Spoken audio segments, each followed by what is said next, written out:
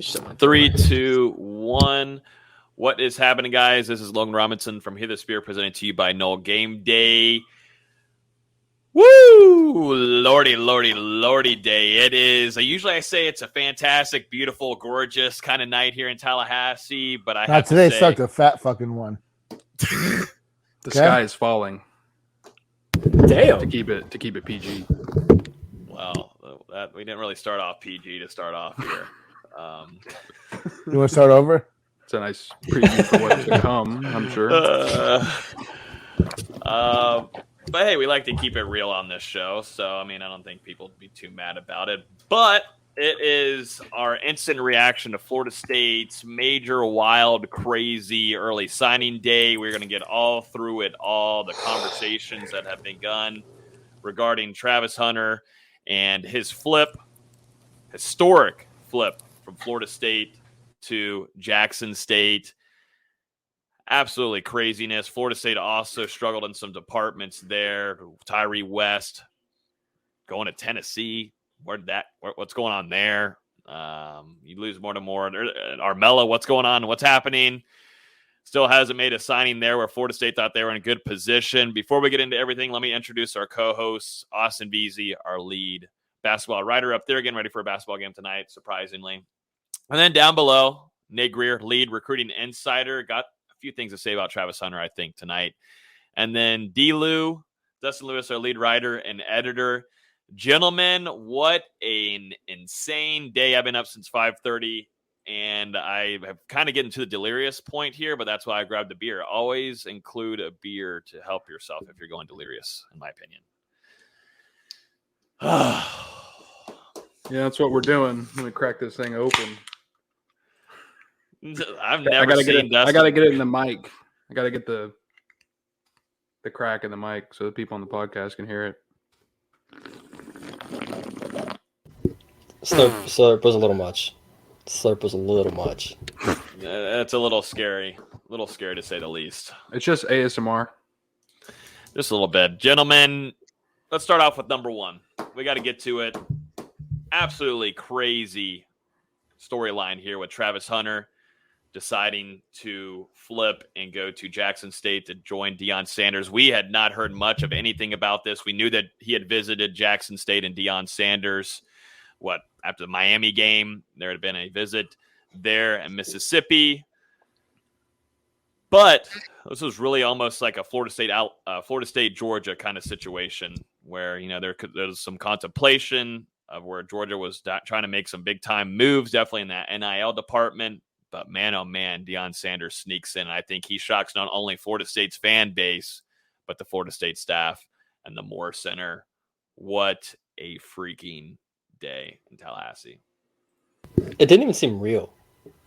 Like we get the rumors that you see the tweets that, oh yeah, he's possibly considering Jackson State, and everyone's like, what? Like it's the morning of. Everyone had just talked about Georgia. That's all you'd heard. Was if it's anybody's Georgia, if it's not Florida State, that's Jackson State, and then Pete Thamel tweets it out, and everyone's like, oh, this is actually happening. I still can't believe it. Even when he unzipped his jacket on the stream, I was like, this can't be happening. That's crazy.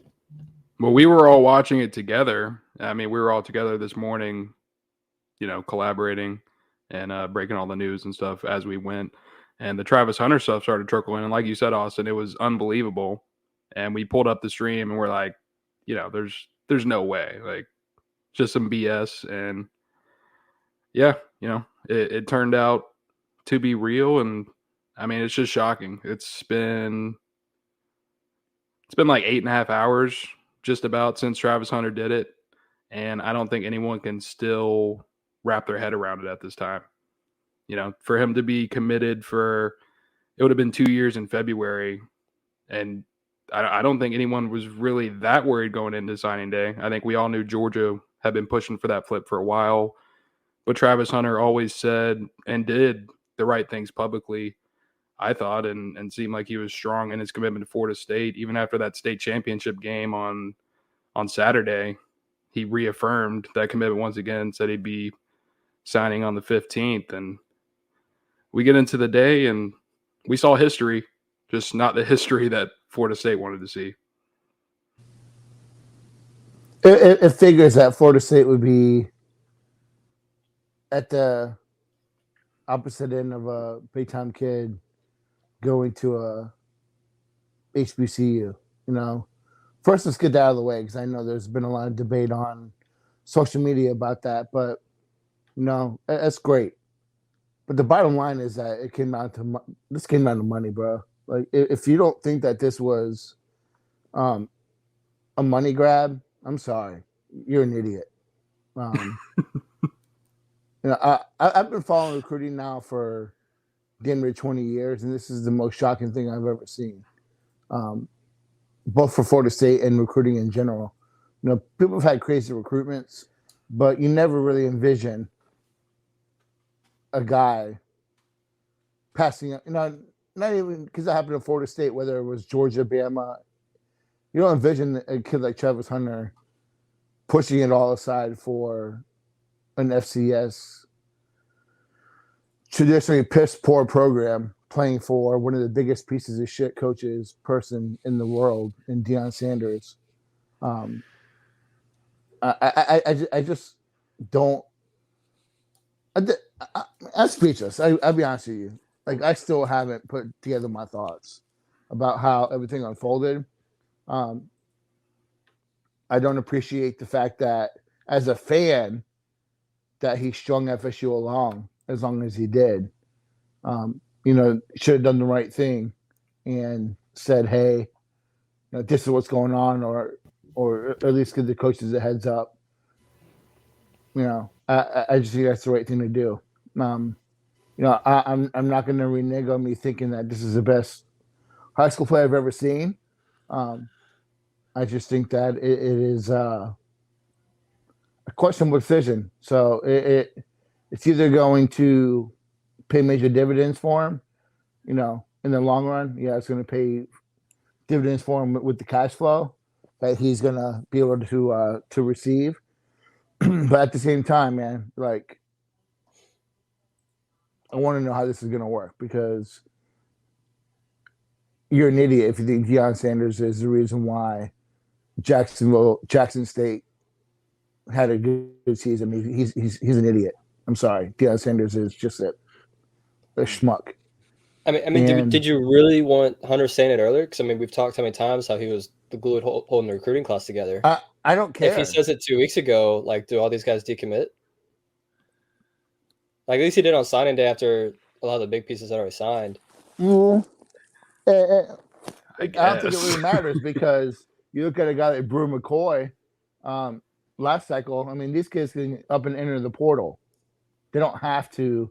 It doesn't matter now, whether they sign now or whether it would have been 2 weeks ago. I don't think that the repercussions of Travis Hunter are over with.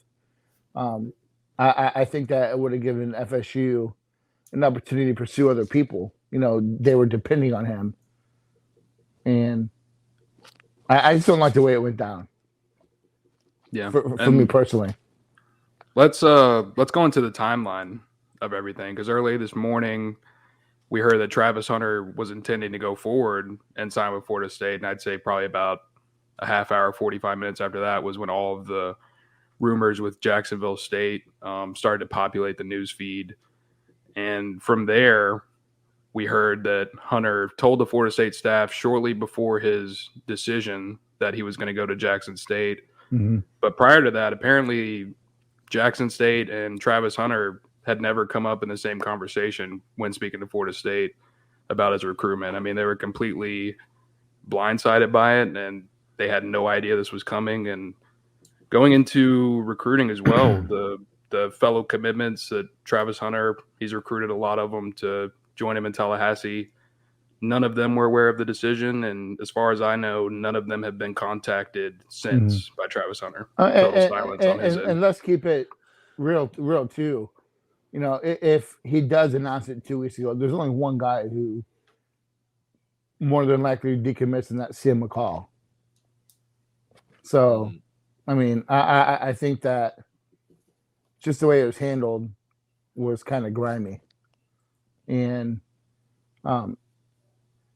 for anyone that thinks that Deion Sanders should be a coach at FSU is no. Yeah, that's the thing that was making me laugh today. People are mad that we have everyone calls him G5 Mike, Group of 5 Mike. Deion literally was coaching high school before he was at Jackson State, and you wanted and that's what you prefer. It's laughable, and just the whole decision. It's not an FSU thing. It's kid got paid. Good for him. Good for the family. Kid got paid. Mm-hmm. Yeah, that's what I was commenting earlier. Georgia couldn't outbid. Bama couldn't outbid. Like it's not an FSU thing. I want to know the logistics behind how Deion Sanders can coach, but also be a part of Barstool. It's a conflict of interest to me. I don't care. It's not sour grapes. I'm not being a bitch about it. I just don't like the person as a human being. I think that's what makes me mad is that it's Deion Sanders that he's going to go play for him. I would have much rather him go to Georgia. You know, he's a kid I want to see on the big stage, man. Like, I'm still going to watch him play because he's just a fun guy. Well, Jackson State's going to be on TV every week now. Oh, for sure. That's great. I hope they lose every game. Yeah, no, I'd say a lot of the hate towards Mike Norvell today, and I think there's some things that definitely this coaching. Sorry, Logan. It's not. It's not Mike Norvell's fault. Let me. It's the comment state on of this Florida, real quick. And that's why they jumped on that NIL stuff already because they know that Florida State, Florida, Miami are going to lag behind significantly very quickly if they don't fix that shit. Sorry. I was just going to comment. I think a lot of people were tweeting fire Mike Norvell at a damn Twitter space with 10,000 people in it, going off about it. Oh, some of the people watching the show were definitely in that Twitter space. Oh, yeah. I know a lot of y'all were in there. A lot of y'all were in there, too. I was in there. No, I'm just... Dustin was in there, too, as a main promoter. But this isn't... I mean, when a kid is offered millions, potentially, of dollars, what can Florida State... What can Mike Norvell combat with that? Let's be honest here. I know there's some things that Florida State and Mike Norvell is going to have to get with his coaching staff on some big-time misses, some big-time whiffs. We'll talk about more and more Tyree West. There's definitely some changes that Mike Norvell, that goes on Mike Norvell, and it goes down to the coaching staff. Mm-hmm. But you want Mike Norvell gone because the kid was offered millions of dollars? Stop it. You're blaming the wrong person for that. I mean, I think the way that it was handled, like Nate said, was completely wrong. And I think it was disrespectful to Florida State staff, the relationship that this staff had built with Travis Hunter. Mm-hmm. I think it was disrespectful because from what we heard, Norvell, they woke up and they were in shock about what was happening. They had to get in contact with Travis Hunter. That was disrespectful. I think that's the problem. We're not hating on the kid for the opportunity here. We're not. That's not. And I see the comments here nonstop on Twitter and the YouTube feed right now. There's no disrespect on him and the decision there. That's a great opportunity for him and his family. Don't like the way he handled it, man. But the handle situation is disrespectful. Let's be completely honest here. I hate that we can't nowadays just be real, but on this show, we're going to say that was disrespectful. And I mean, my dad, if I was in that situation and I just completely just silenced everything and blew my relationship with the team and a coach that gave me everything and did multiple times to get me to Tallahassee, give me a hotel, all this kind of stuff. And you just kind of blow that relationship. Don't even talk about them and say deuces bye. And also say goodbye to your brothers in the 2022 class. I mean, my dad would get rid of me. I mean, it's just. I don't know. I think that, I was talking to a coach of a high profile 2023 kid. We were just talking about like that situation and kind of what he just said, what you just said, Logan, was kind of his response is like, my player will never be that disrespectful, great if he has that kind of opportunity, but the way he handled it was he could have handled it better. I don't know. I just think that it was very shitty for him to handle it that way. And to me, it all goes back to when the NIL stuff first started. Because I think a lot of us agreed that the NCAA rushed into it. And the fact that they left it on a state-by-state basis is going to screw over some teams. And screw over Florida State here because Mississippi's NIL laws are much different than pretty much the rest of the country's. The fact that they can get not one but two companies to go in on an NIL deal for multi-million dollars to get a kid to campus before he even gets there is crazy. And it's something that NCAA is going to have to regulate. I've seen a couple people talk about it. Mhm. And I talked about it on Twitter. It's not something that you can let go lawless for No, the foreseeable and future. Someone's got to get regulated with it. you got schools like Texas already straight up saying we're paying every offensive lineman $50K. Like, it's pay for play. It's everything that was done behind the scenes brought to the forefront now. Let's not kid ourselves. Every school pays, every school cheats, but this is giving it a foundation for the big money schools to have a marked advantage. To do it through BS funds like Barstool and that kind of stuff. Yeah, I mean, you even look at Tennessee. Breaking real quick. Julian Armella is planning on having an announcement at 9:45 this evening. 9:45 is when Florida State offensive line target, legacy recruit, will be making an announcement at 9:45. I'll put it here on the screen, but if you guys want to go and start talking about it, I'll bring it up here on the screen. Oh. What is happening here? What is happening here? I don't even know what to think about Dustin, this. Your ass ain't going to bed yet. We ain't going to bed yet. There ain't no God, man. We knew it couldn't. The day just couldn't end just like this, where we have a couple hours. We can make dinner, have a nice bath, a shower. You can watch Florida State basketball. This could be just the icing on the cake. Like good icing or bad icing? Bad icing. Mm. No, but I mean, my instant thought is that, Coach Norvell kind of insinuated that they weren't done. Maybe there's been some conversations throughout the day. I don't know. I kind of want to text someone. Start texting while we're talking. Text them. Yeah. Go ahead. Something's going down. It's gonna be interesting. I would love it for him to be that he's signing with FSU and in the day with some positivity, because we're gonna talk about it. This class hits some needs, but it also has some glaring holes. This is another one with Julian Armella where you really had to think Florida State was trending into the day. Obviously, he's a legacy recruit. He took an official visit to campus this past weekend, the last time the prospects were able to visit colleges before the early signing period opened. So everyone expected him to sign with Florida State, or at least make a decision earlier this morning or afternoon. Instead, reports came out that he was pushing his decision back until February.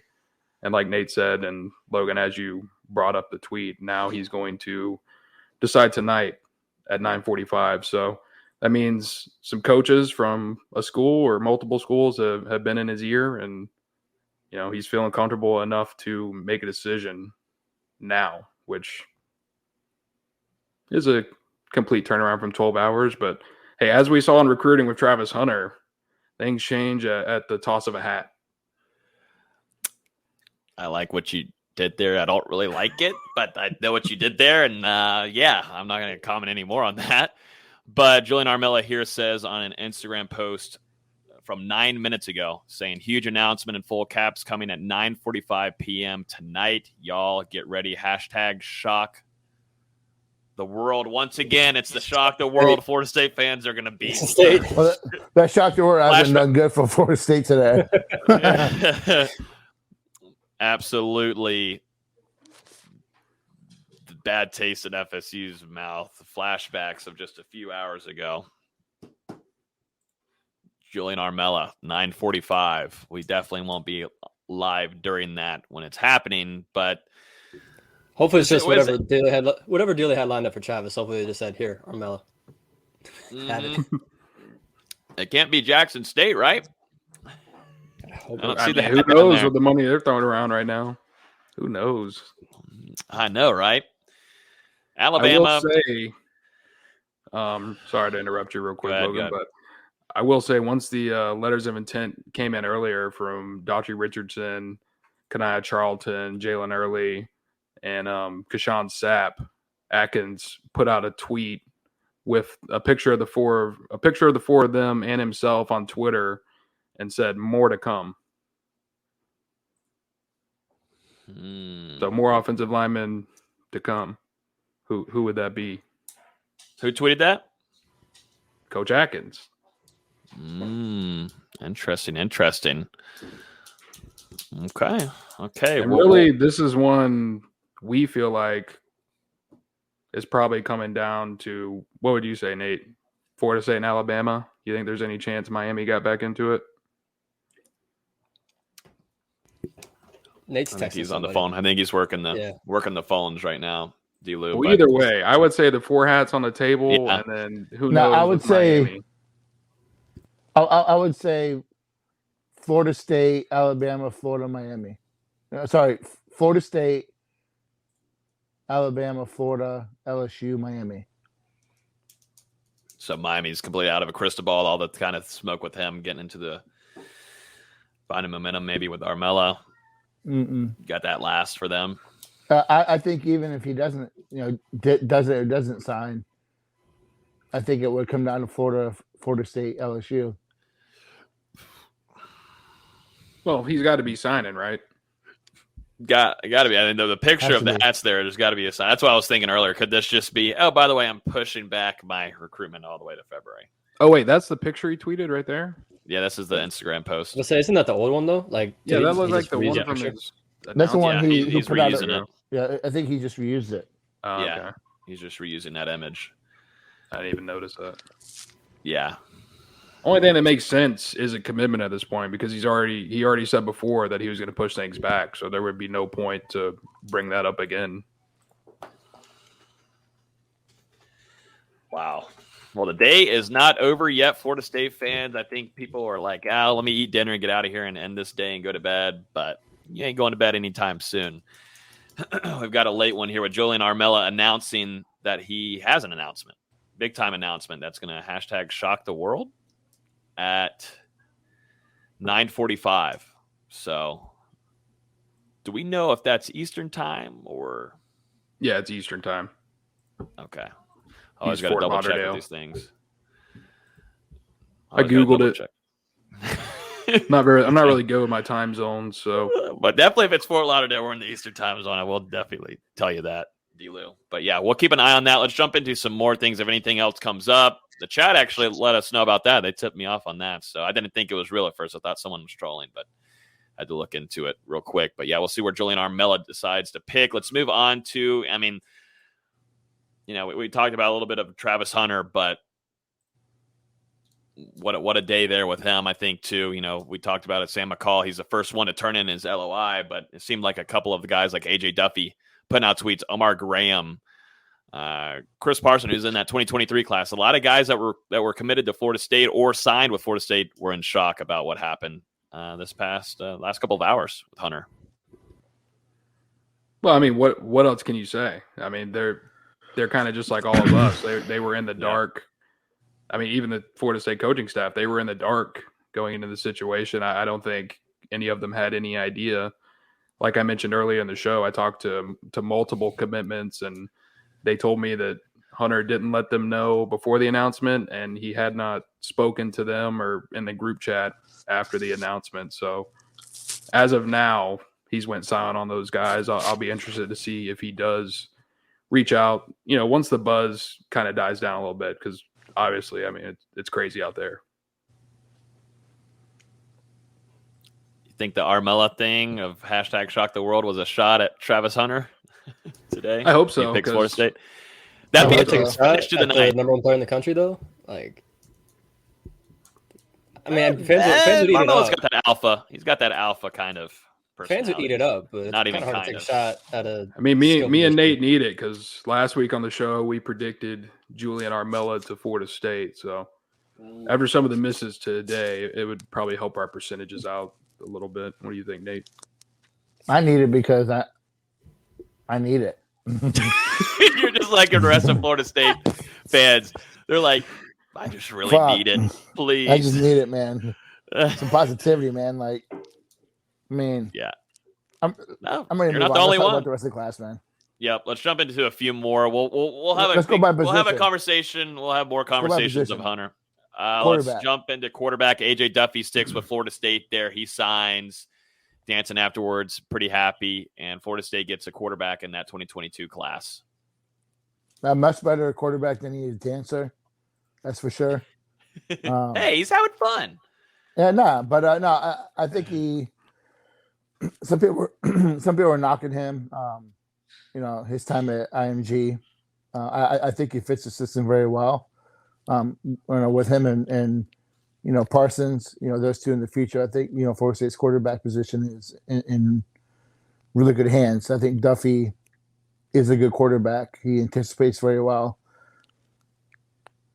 Can make the throws. I just think he fits what Norvell likes to do at quarterback. So, great take. They even with Dillingham departing to Oregon, they're able to keep him in the class. So, you got to tip your cap to Norvell for that. Yeah, he didn't have a standout senior season, but he stayed locked in with Florida State all the way, put some really good tape or put some really good film on tape early in his career. Obviously didn't play during his junior season because of COVID. So I'm really looking forward to see how he does at Florida State. He was hampered late at IMG with that finger injury, and he's finally back throwing, getting ready for the All-American game in a couple weeks. So we'll see if he participates in that, and just excited to see how he develops. But I am interested in Florida State's quarterback dynamic. I know we've talked about it a ton, only going into 2022 with 3 scholarship quarterbacks, Jordan Travis, Duffy, and Tate Rodemaker. So it's going to be interesting to see how they navigate that balance, not having an experienced backup quarterback and possibly needing to look at the portal, but having a lot of young guys that could be miffed by bringing in a portal option. I mean, who knows? This game is crazy right now, and the transfer portal is changing it just as much as NIL, I think. Now, Florida State's in a position where you have to do the right thing by your players, but you also got to protect the team, and bringing in another quarterback is going to have to be addressed at some point. Let's talk about wide receiver, which has been a big-time topic with Florida State. What wide receiver? The donk is in losing. the junkyard. That thing's been scrapped. That room looks empty last time I looked. The donk. It's time to move on, man. Yeah. You can't let this keep going. You lose Mortimer to Louisville. Kevin Coleman pushes his commitment back. Nobody's. And his contract's up, January 1st? Mm-hmm. You just can't let it continue. We talked about how much of a need playmakers at wide receiver are all season. Just get guys that can get open, get some speed. You gotta take somebody. You can't go over. There's no excuse for that. No, and like we talked about, I think last week, I think things are going to change with Dustin Hill. I think we'll see what happens with that. What do you mean by changed? We'll see. He didn't make it into the class today. We had all those rumors yesterday on Twitter with him on the page and everything. Their game plan is going to change in terms of what they do in the portal and everything. Because they need that kid more than anything. I've been a big fan of Mortimer because of what he can do in the special teams. He just listened to Louisville, and Louisville clearly negative recruited Florida State. Yep. And that's what happens. But to go over from the high school level, and you have to really sit here and think that the way things are trending, that Coleman's not going to end up signing with Florida State. To go over from the high school level, I think it's a major red flag, and that has to be fixed, whether it's a coaching change or whatnot. But clearly something's amiss where they can't connect and get the need addressed, and you can't do it by the portal every year. It's not going to work. You need to get some 3-4 year players. So yeah, on a bright note, you get Keyshawn Helton ugly cycle for Florida State. You're at a real risk of not signing, like you said, Nate, not signing a high school wide receiver in this class. And 4 years ago, however you want to count the math back, 2019 class, Florida State didn't sign a single skill player. So no wide receivers in that class either. So now 2 out of the last 4 years, you're not bringing in a scholarship high school wide receiver. I mean, that's just causing that shows in the depth issues, the development issues that we've seen under Ron Dugans. And I believe he was also the wide receivers coach in 2019, if I'm not mistaken. But we were feeling good about Kevin Coleman last week. We were feeling good about Devon Mortimer sticking. And I think we've talked about it a couple times on podcasts. This coaching staff has failed to close in a couple areas, and this is a big one where they couldn't afford the losses. I mean, Mortimer was a guy that could have potentially came in and impacted the room day one. Coleman was a guy we thought would come in and probably start. And now you lose Mortimer to Louisville. Like you said, Nate, negative recruiting. It looked like they talked about Florida State's passing game, which the reason Florida State's passing game, I think a lot of fans would say is not as good as it could be, is due to the wide receivers. So I didn't quite understand those comments, but Louisville clearly did a good job, and they've come on strong last couple of weeks. Like Mortimer mentioned in his interview, he said about the last month or so, he had been trending away from Florida State. Man, you look at what's left out there. There's not a lot of quality wide receivers left. So, and this is going to have to be something that's done through the portal this year, and they're going to have to really attack, and getting a guy like Jalen Brown on really quick. They're going to have to. Next is going to have to be a 4 or 5 wide receiver class. And it's going to have to be. I think part of it is a lot of wide receivers saw our offense this year be so run reliant that the quarterback's not being used in the passing game. And yeah, Jordan Travis saved us in a lot of games. Like, I'm not denying that, but these wide receivers want the ball, and they're seeing an offense that isn't getting the wide receivers the ball. I think that matters to them. Yeah. My only myth with it is Mortimer said that it was the last month or so that he had started trending away from Florida State. And when you look at the stats, I mean, the Miami game, the Boston College game, the last month of the season, that was when Jordan Travis was putting together his best performances throwing the ball in his entire career. Correct. So it was just an excuse, man. I mean, you saw it down the stretch. I don't think anyone can argue. Jordan Travis started to become a more capable passer. And I mean, it's possible if he stays on this development track, he could be even better in 2022. So it's hard to write him off after the last 4 or 5 starts that he had in 2021. I don't think he was the problem with the passing offense at all. We saw the receivers struggle all season, no matter who was back there at quarterback. Man, go get me the coach from Pitt, man. Go get me. That room needs a refresh. Let's talk about a positive here and move into some good stuff. Florida State was able to land a really talented defensive back. Man, kind of just fell into their lap there. Florida State had done a really good job communication-wise with him, but Isaiah Thomas commits to Florida State from down south there in Florida. This is a big-time, nice grab there to add to that defensive back room to join Sam McCall. Was thinking maybe he'd be joining Travis Hunter. Not going to be the case, but Thomas comes in from Niceville, plays against some good competition there. Nate, what do you think about this pickup here? Is this kind of a steal for Florida State? I think some people may be overlooking him. This is a good, really solid grab for the Seminoles and Adam Fuller there on defense. Yeah, absolutely. I'm kind of surprised you're going to start him at corner. Not surprised in a negative way. But the kid's super lengthy, got really long arms. He understands like the fundamentals of coverage. I like him at safety just because he's got really good skill with the ball. I would like to see him on offense too, but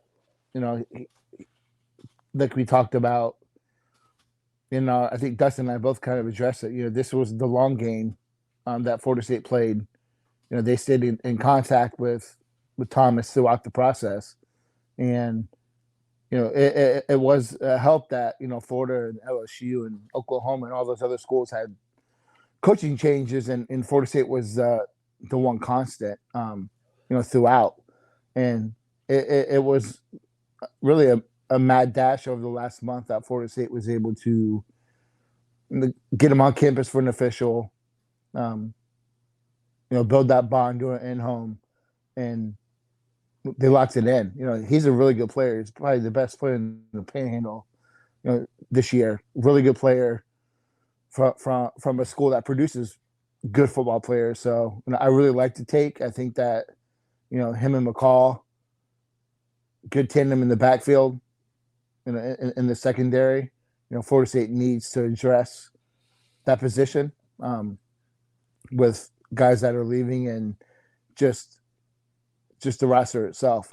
We saw a lot of young kids emerge late in the season, so I would not be surprised if he comes in and is competing right away. So really good player, man. I really like his length and how he plays the ball. I'm excited that FSU was able to battle on that recruitment and get him to sign. Yeah, this is one where I think the coaching changes around college football really paid off in Florida State's favor and allowed them to get back into Thomas's recruitment, because it seemed like he was trending elsewhere until everything started happening around the country. But like you said, Nate, Florida State has always been battling us in this one. They've stayed in contact with him. They've continued to develop that relationship. And when his other options began to, I guess, quote unquote, fall apart, their coaching staffs at least, that was when Florida State was really able to get back into the picture. And having him on campus this past weekend for that last official visit obviously sealed the deal going into signing day.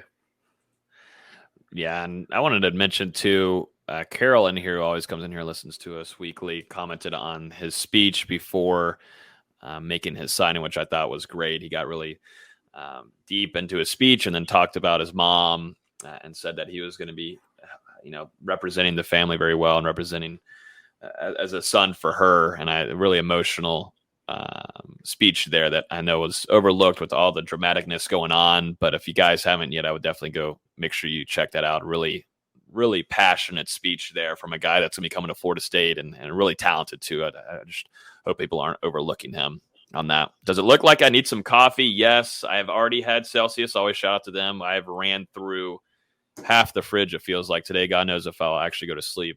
Thanks, Julian Armello. Will be up for a little bit longer than expected, but yes, I do need some coffee and I need some dinner, but we still got a lot to chat about.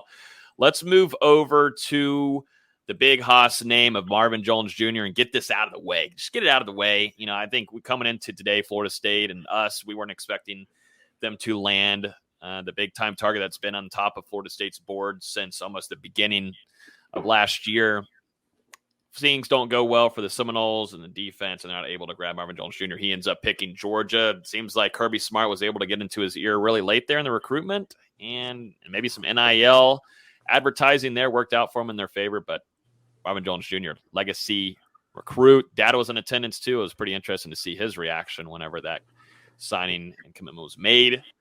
But yeah, thoughts on Marvin Jones Jr. heading to Georgia? Big time kind of miss there for FSU potential there. Yeah, what a recruitment, man. I mean, it really felt like throughout the last year, he could have landed at 4 or 5 different schools. I think Ohio State, there was talk about that in the spring. And then you get into the fall, it seemed like Oklahoma was starting to take a lead before the coaching changes. Then it was Florida State and Alabama, who it seemed like were jockeying for his signature going into signing day. And we were hearing good things about both of those teams. And then finally, Georgia gets the last official visit and seemingly blew it out of the water to get Marvin Jones Jr. to Athens, which you look at what that defense is doing this year, it kind of makes a lot of sense. That one was a gut punch, man. You could tell, where his dad wanted him, came down to, He looked disappointed. I think mom won out. This is a kid that Florida State had to land for both the need at defensive end and also just for the perception. Florida State landing landing Marvin today with everything that would have happened, I think would have eased in people's minds as much as possible when you lose the number one player in the country. But they missed, man. They whiffed. You look at the DN position. They had Nigel Kelly committed, and he reportedly recommitted after the Notre Dame game.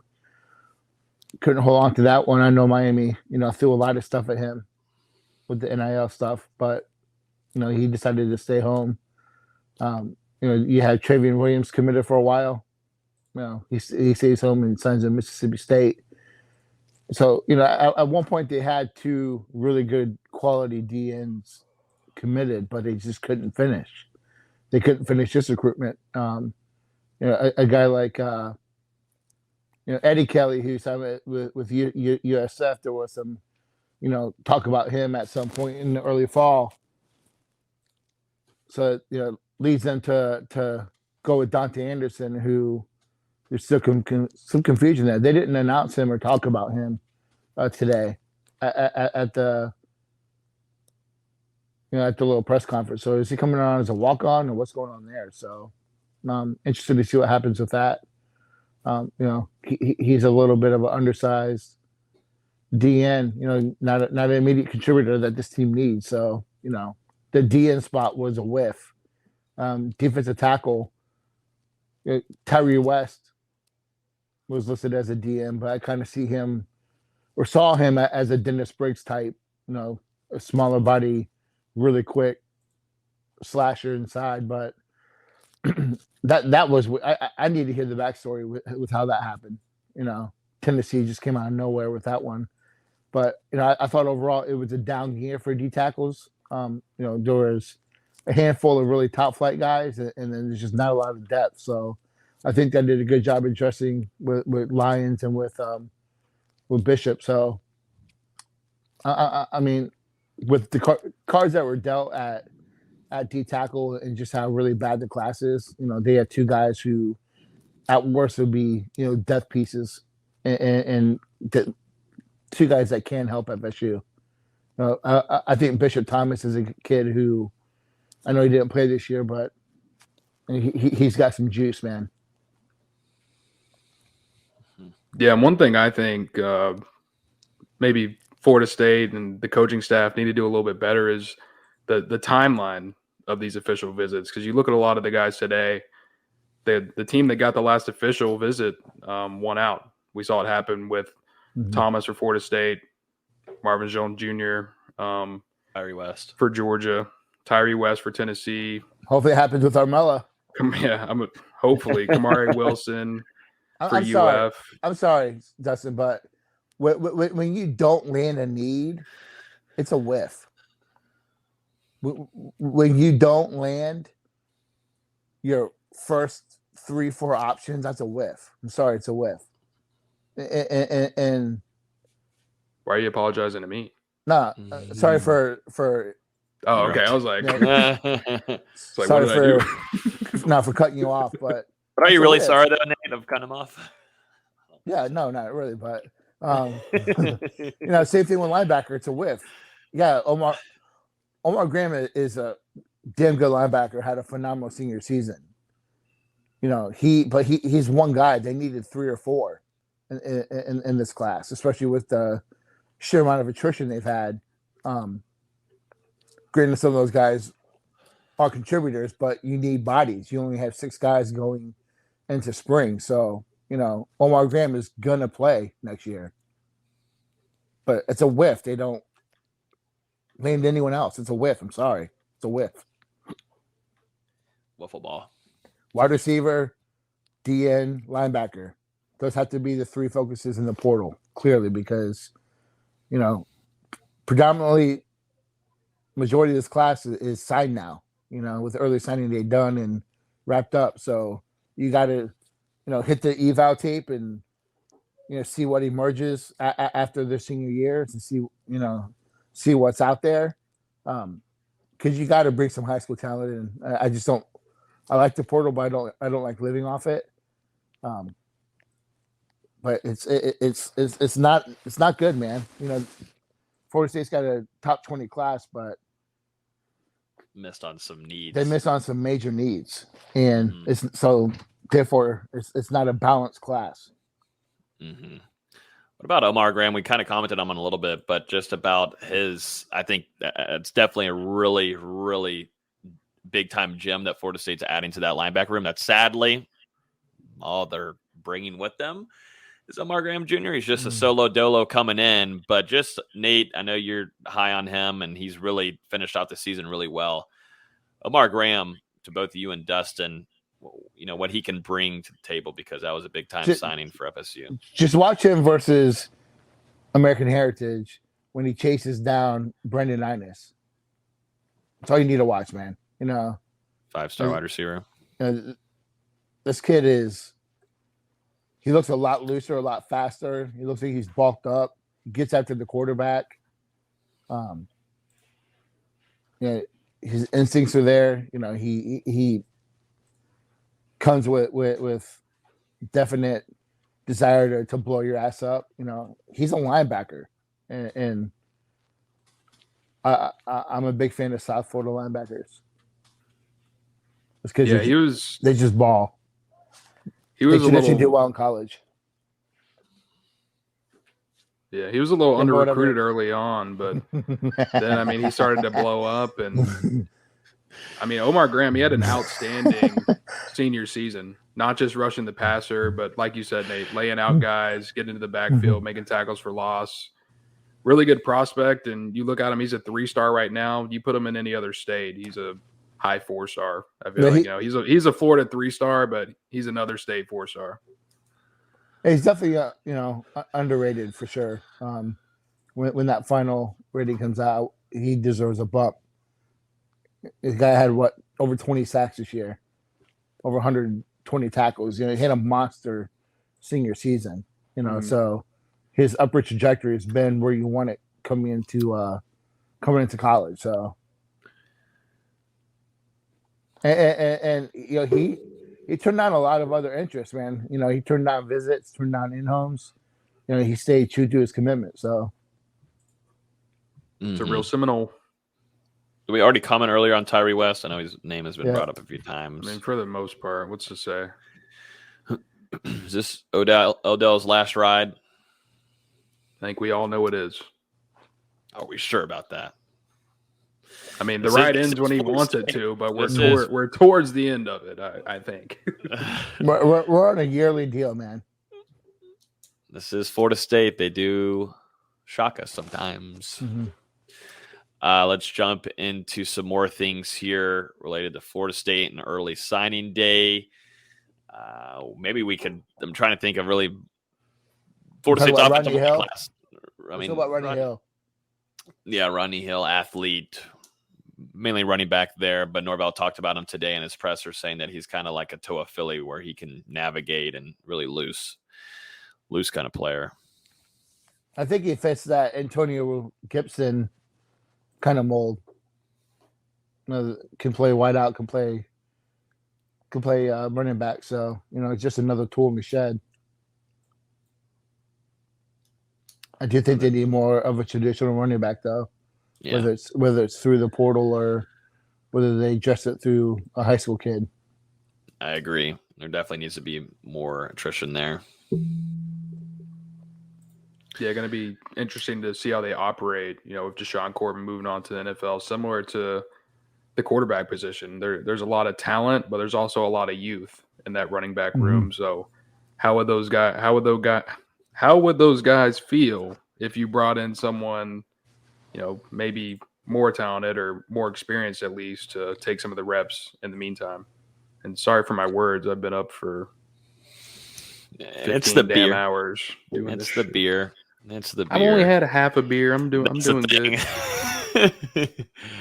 Oh man, yeah. I was gonna say here to the comment from Gregory saying someone started GoFundMe for FSU versus JSU. Shoot, Jacksonville State or Jackson State's already got the money.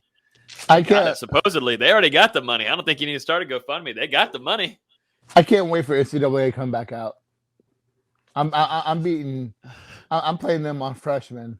I'm winning 300-0, man. I can't wait. Oh man. Let's talk about the offensive line class, and then we'll get to Kenny Dillingham and then Alex Atkins, and we'll wrap things up. But this offensive line class that Florida State is bringing in, there's some talented guys. Florida State did a really good job in this department. We'll give them an applause for this, but you've got some good talent here. You've got Jalen Early from Duncanville, Texas coming. You got Quayshawn Sapp, who has been in the weight room. That guy looks really great and in good shape, big-time bell cow for that 2022 class. Along with that, you're bringing in Daughtry Richardson, along with Kanaya Charlton, some big guys, a few guys, maybe some projects, but there's some potential there for some of these guys like Early Sapp to play early for Florida State. No pun intended, but these guys, there's some talent, some big boys, some physical guys. We've talked about it all throughout the offseason. Nate and Delu and VZ, we've talked about how physical these guys are. We've watched the tape. We've brought it up multiple times when they've committed. Florida State, Coach Atkins and Norvell wants some very violent guys on that line. And, the worrisome is maybe Ontavious Woody and the academic problem there. That's a guy that's a hybrid. Could play offensive line, could play defensive line, but the factor of him being so physical is what probably attracts Florida State. But other than that, let's talk about that offensive line class coming in.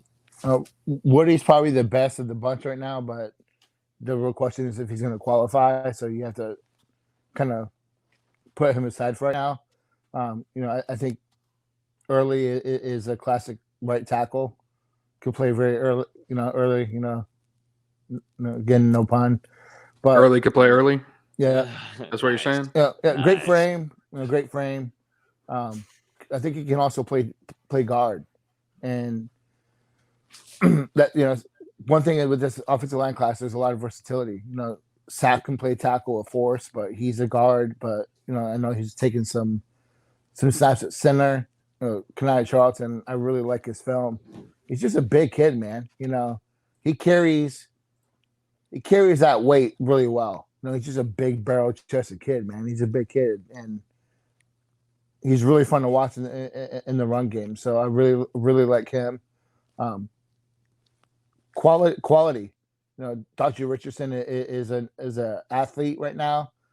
He's probably gonna need to hit the weight room, but he's a guy in 1 or 2 years that can help you at either tackle spot. So, they address some needs, and with the possibility of maybe Armella doing something here in about an hour and a half or so, that could put the cherry on top for this offensive line class, which would be a home run in my opinion.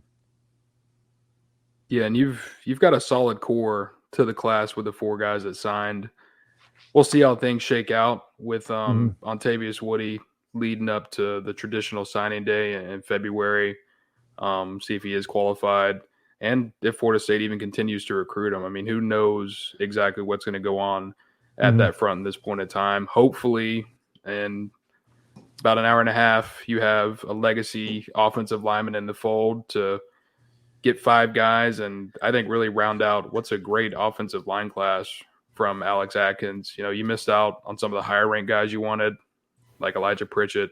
You lost Aluba to that flip to Georgia earlier in the recruiting cycle. But all things considered, I think this is a really great offensive line class coming in for Florida State, and something that they really needed. With, I think right now you only have 8 or 9 scholarship offensive linemen total on the entire roster. So it's huge to get a full 5 guys in, and then hopefully at least 2 transfers from the portal as well, because that room needs some bodies. Yeah, you got Bless Harris, who is already locked in. They're in the I don't top know if he 3. signed today. No, he did it. You have top 3 for Miles Frazier, who that guy's just blown up since he entered the portal. And then you're looking at either the Wisconsin or Virginia center. So, they're definitely going to address that need for the immediate, contributor. And you add last year's class and this year's class, there's a lot of positive movement to what Atkins and Florida State's done with the offense, with the O-line. So, that's an area where they hit their need and did a really great job. Bo says arguably the only need they've really fulfilled this cycle. I mean, you go and get 4 guys that you guys are all pretty high on. I think that's huge, and it's something Florida State's needed since, God knows, 2009. Like, Florida State's been really suffering on the offensive line. It's not something that needs to be overstated, but they hit it hard, and they got some quality guys. And like you guys have said, hopefully they get a couple more quality guys in the transfer portal that can play right away. Let these guys develop behind them. And I know you wanted to move on, but we got to talk about Sam McCall. You know, five-star kid, one of the best athletes in the country. You know, can play corner, can play wide receiver, can play safety. You know, just that traditional Florida football player, man. You know, can play any position, and he's going to play it well. He can also play special teams. Really like him as a safety in college. I know that, you know, he was planning on playing with Hunter. You know, that didn't work out, but you know, Sam McCall, in my opinion, is a day one rotational playing, you know, game 1 versus Duquesne. He's that good. Mm-hmm. Yeah, they're bringing some talent there on the offensive line. Let's talk about. Yeah, I like violent and versatile. I mean, those are good football terms. Yeah, you know, V&V. Yeah, it's better than student of the game or champion of life. You know, put me to sleep. Please stop it. Cringe. Let's jump into the news. Or one of the other outlets' favorite one. He flashes on film. He flashes. He flashed. A lot of flash. Didn't I say that earlier in the show? He showed some flashes on tape. He flashes. Oh no. Oh. He flashes. Is there some news that Dustin needs to share with us? Do you have an announcement coming tonight at like 10? Keep everybody up. Yeah, join my Twitter space. Fire him up. Fire him up. Let's see here. Let's jump into Kenny Dillingham going to Oregon. Might have seen this coming a little bit here. Does this really affect? People are wondering if this really affected recruiting this much. Maybe 1, maybe 2 guys, but no, I don't think it affected too much there. But yeah, Kenny Dillingham off to Oregon to join Dan Lanning, former Georgia defensive coordinator. What do you guys think about that and how it affects Florida State moving forward? I don't think any fans were too upset. Which, yeah, no, you could take a multitude of ways. He wasn't the most elite recruiter, but he was a good recruiter. He wasn't the most elite coordinator. But what we got? Real quick, sorry. There's some smoke with Florida right now with Armello, so buckle up. Here we go. Buckle up. I'm gonna crack open another beer. I might need one, honestly. 2 beers. Good Lord. Jesus. Anyways, but back to Dilly. Again, I don't think anyone's too upset about it. And someone was trashing the promotion of Atkins. I think we all really like Atkins. Yeah, he was an offensive coordinator at Charlotte. He's arguably the best recruiter on staff right now. Everybody loves his energy. And it's not like he's going to be the main play caller. That's still going to be handled by Norvell. So I don't think it's anything to be too beat up about. I think, honestly, it kind of helps with recruiting. And who you get to replace Dillingham is going to be huge. Just as as a coaching personnel move, obviously not offensive coordinator position, folks. We already did that. Yeah. I think it was a really tough decision for Kenny Dillingham. You look at his coaching career, 7 out of the last 8 years, he's worked under Mike Norvell at 3 different schools, Arizona State, Memphis, and Florida State. The only time he wasn't with Norvell was that gap year in 2019 when he was the offensive coordinator at Auburn. So, you know, he spent his young career learning and really just gaining that experience under Norvell. This is his first chance to go and develop an offense that's completely his own. You know, you look at Dan Lanning, he's a defensive-minded guy. He's going to hand over the reins of that offense to Kenny Dillingham and let him run it how he likes. So Kenny Dillingham has been running Mike Norvell's offense. Now he gets to do his own sort of thing up there in Oregon. But I think this decision came down to more than money. I really think it came down to family. You know, Kenny Dillingham, he's got a lot of relationships out on the West Coast. He's from Arizona. Most of his family lives out on the West Coast. So going to Oregon really gives him a chance to get him and his wife back closer to home. And I think that was a big part of the decision as well, at least from what I've heard. Yeah, no. I think that the chance to call his own offense is why he's chosen to leave. But, good luck. That's all I have to say about that. Best of luck to him. And then also, let's jump into Coach Atkins, expected to be taking over that offensive coordinator role. We kind of just mentioned and hit on it, but what could this do for Florida State? Coach Atkins has played a role in some of this play calling we've seen this year that involves Jordan Travis. So he's an experienced play caller. The simple fact is you lose him if you don't promote him offensive coordinator.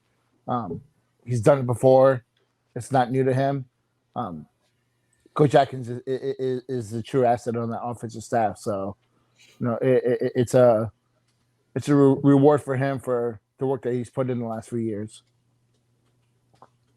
Yeah, it's definitely an intriguing situation because normally, at least when you look at most college teams, their quarterback coach is also the offensive coordinator. And in this case, you've got an offensive line coach as your offensive coordinator. So it's just something you don't really see a whole lot. And I'm interested by that dynamic now as Florida State moves into a search for a new quarterback's coach.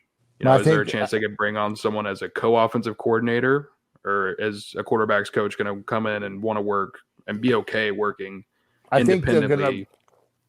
They're gonna put Tony Tokarz up on the staff, man. He's he'll just make a promotion. I think they're going to give him probably the quarterback spot. So I think it makes sense. There's been some whispers that he could go with Dillingham possibly as tight end coach, I think. Yep. So, he's another young up-and-coming coach that Norvell's, identified. I think that he slides into that quarterback coach role. Mm-hmm. Officially. Mm-hmm. There's a lot. Allegedly. There's always allegedly. Things are allegedly happening left and right. I will say right now, I've heard from a source, just got a text that Florida State does indeed have a graphic set for Julian Armella if he does intend on picking Florida State. So on their side of things, they are prepared for a Julian Armella signing. I also got a text that they were prepared for a Travis Hunter signing too earlier, weren't they? They absolutely were.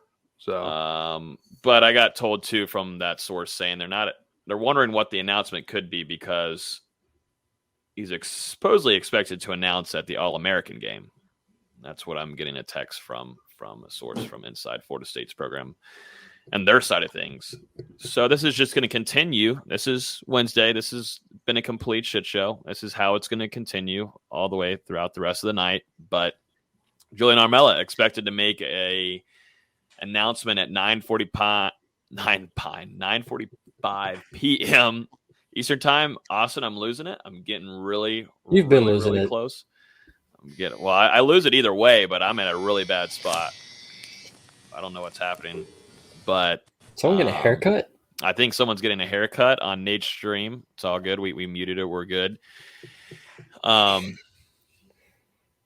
yeah, Florida State on their side of things, just like you had noted though, Dustin, Florida State had a graphic and everything set for an announcement there for Travis Hunter to sign and had a graphic video really set in place. And now they're set for Julian Armella. But it seems like they're kind of shocked that there's an announcement coming. I don't know what's going on here. I'm trying to get this figured out. He was signed. Did we know? It's not a good sign. Does anyone know what's going on? It's going to be a top 3 or something stupid like that. Just the way this day's gone. I mean, I'd rather it be a top 3 than a commitment to Florida. Mm-hmm. I'd rather have that. Oh, yeah, you wouldn't want to go to probably the rival with Florida. I think any Florida State fans would be leaning on too fond of that. History, it might not be good news. Well, just as I do that, I just promoted hit the like button if you're enjoying the live stream. Appreciate everybody coming in and listening. Over 300 people on YouTube. Appreciate If you like everybody. Julian Armello to Florida, click that like button. If you don't want it to happen, click the like Click button. that like button. I think that's the best way to market it right there. No. Dustin. if you want me to take over the text channel, hit the like Yeah. button. I know a lot of y'all in here are on our texting thing, but we can't let Nate have that yet. We I can't don't know. let it You happen. put it in the Discord, or Nate put in the Discord. Give me Wu-Tang Sub if you want it. He got, what was it, 100 something? Yeah, I got over 100. So I think it needs It's like to happen. everyone in the Discord. No, gotta get to 300. 300? Yeah. I think you got to stop 370. being a chicken shit. I'm nervous. I'm watching out for our PR team at SI. We'll have a meeting with them on Monday morning. F. Travis. Deion Sanders, could you imagine? Could you imagine what could happen? Oh, God. Any last thoughts before we hop off of here? We're about an hour away from Julian Armella's supposed announcement. Any last thoughts on that and how the day has gone? Because I don't think it's been really anything. It's been pretty boring today. Well, as my name says, today sucked. That's Could it end on a good note?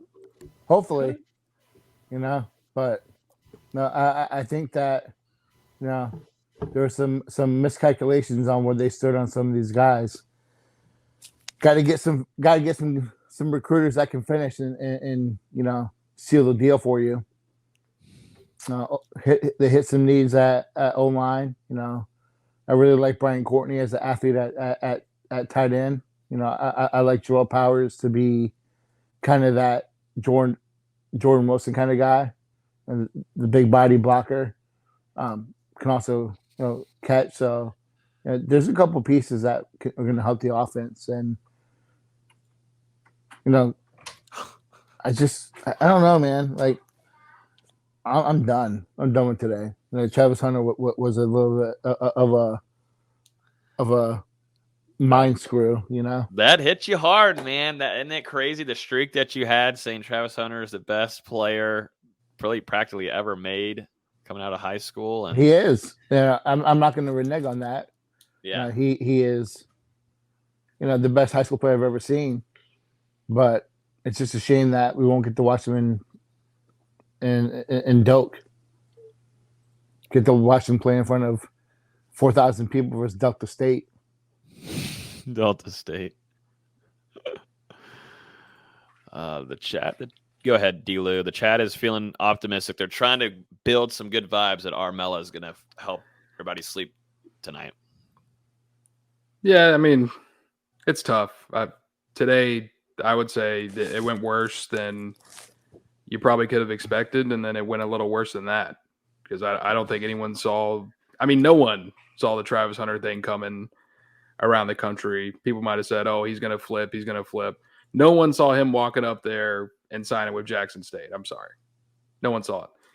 It's still crazy right now. And I said it at the beginning of the podcast. It was crazy. It's still crazy. It's fucking insane. But anyway, and losing out on West, you didn't really have a shot at a guy like Kamari Wilson.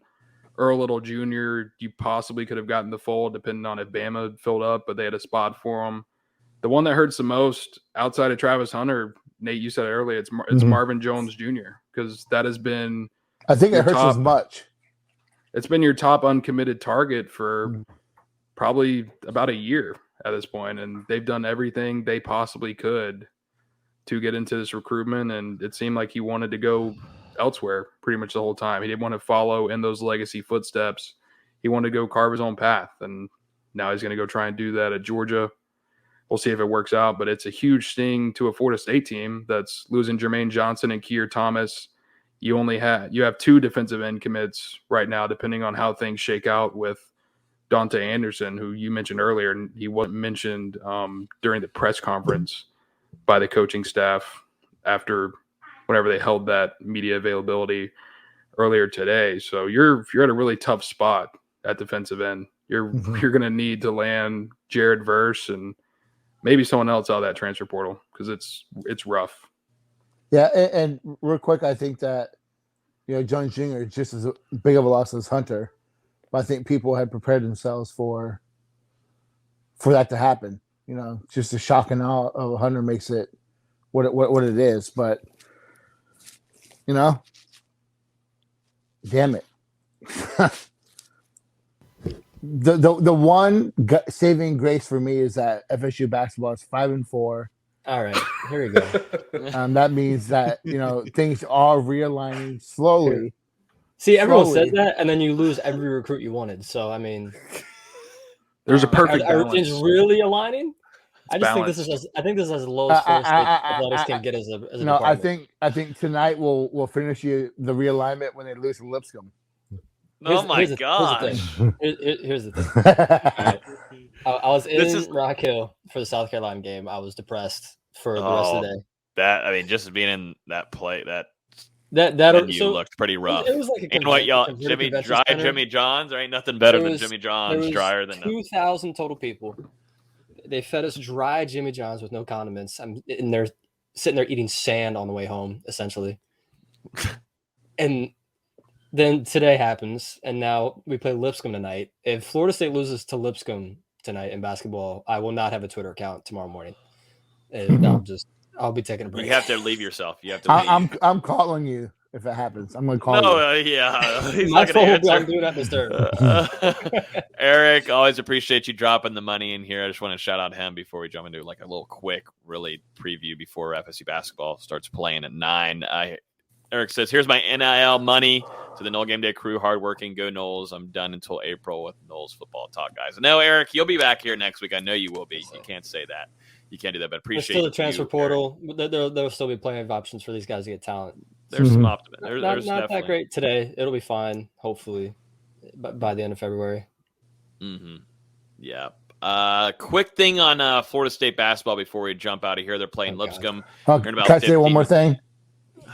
Is it going to be scary? Could it be No, HR? No, it's informational. Threatening? Okay. It's informational. So the plan was for Coleman to sign somewhere today and announce his decision. Mm-hmm. Just so anyone who was wondering, I was told he did not sign anything today, so he's still open and on the market full on. Who's open on market? Kevin Coleman. Oh, okay. Oh, So interesting. So the plan of signing, Interesting. The plan of signing and then announcing did not happen today. Don't give me hope, Nate. I speak for the chat. So Kevin Coleman has not signed. Okay. Say something. Okay. Anyways, you were saying. Say something. I am getting up on you. Oh. What is that? Oh my gosh! Got attacked. I didn't have my tab on the StreamYard, and I just heard like huffing and puffing. I'm like, what? What? Do I need to take someone off the video? What's happening?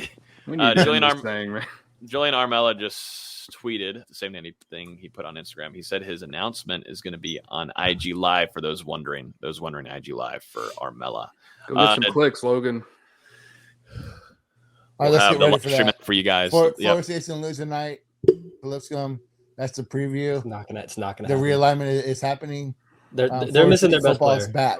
No, they're missing their best player. Nothing is back. Nothing is back. If Florida State loses to Lipscomb, they're now Nebraska. That's what happens. As an athletics department, they're now Nebraska. Ooh, man! Not even Tennessee. Nebraska. At least Tennessee going right to Nebraska. Yeah, you skip to Tennessee, where at least Tennessee has hope every so often. No, you just go straight to Nebraska. What about UConn? Because UConn has good women's sports. Well, I don't think we're quite that bad football wise yet. Whoa. Settle down, Austin. Settle down. Whoa. We got Coach Atkins eyeball tweet. Uh-oh. Okay. Logan was going to say something about basketball. You're going to have to do it quick. You're going to have to do it you quick. were going to say something about basketball. We got to go, man. We got to go. We got things happening. We got things happening. Coach Do Atkins. you want a 30-second preview on Lipscomb? They've got this really good weird white guy that can shoot the three and has Get him on full averages screen. 16 points per game. He was their backup until their starter got hurt. They make threes at a high rate, 37%. They get to the free throw line as good as anybody. They're top 5 in free throw rate, and they give up a lot of offensive rebounds. There you go. There's your preview. Oh, snap. That was beautiful, VZ. Let's get back to Julian Armella and Coach Atkins' tweet here. Did you see all the eyeball tweets yesterday? I know. We can't trust all those eyeball tweets. How'd that go for officially everybody? sunglasses on because they're not seeing anything.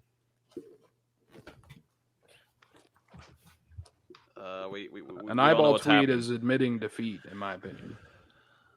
No, admitting defeat is the eyeball between the wheat emoji. That's admitting defeat. Well, weren't both of Kenyatta Watson's and Ryan Bartow's emoji tweets? Those were 3 pairs of eyes. This one is just 1 pair of eyes from Coach Atkins. Are we going to decipher how many times he clicked the I button on his phone?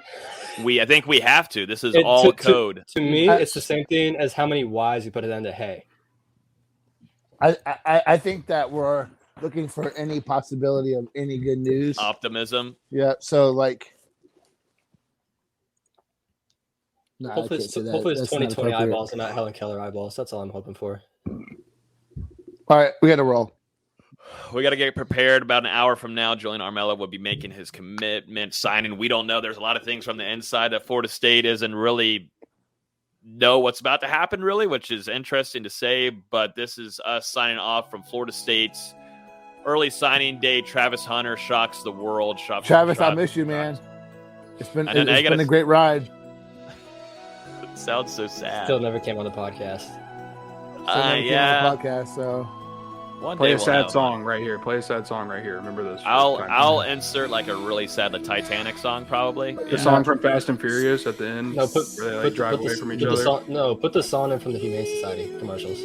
Jesus, everywhere in the press. Deion Sanders, I think you're a scumbag, and I wish nothing but the worst for you. And okay, I want to address this real quick. I saw someone saying, like, when you were talking about this earlier, Nate's like, yeah, clearly Nate's butthurt. Nate has hated Deion Sanders for a long time. Yeah, this is not something new. But we talked about this like 2 months ago. He cannot stand Deion Sanders. This is nothing new. Deion Sanders refused to take a picture with Nate Greer, and he's been incensed ever since. No, it's 12 years. No, don't rile it up. No, don't get me started, bro. No, we got to get out of here. Podcast. We got to go. We'll save it for next week. Make sure you hit that subscribe button, hit the like button. We will be giving you guys live coverage of Julian Armella signing here in about an hour. The fun is only beginning. Let's have a good night. Hopefully Florida State fans will go to sleep with a smile on their face, or at least half smile. Everybody, thanks for listening. This is Hear the Spirit, presented to you by NoGameDay.com. We'll see you guys next Thursday evening at 8:30. Hope everybody has a wonderful rest of y'all's week and weekend. Happy holidays too for some of y'all. Yeah, bye. Adios. Mama told me not to say a word. 17, 5, same color t-shirt.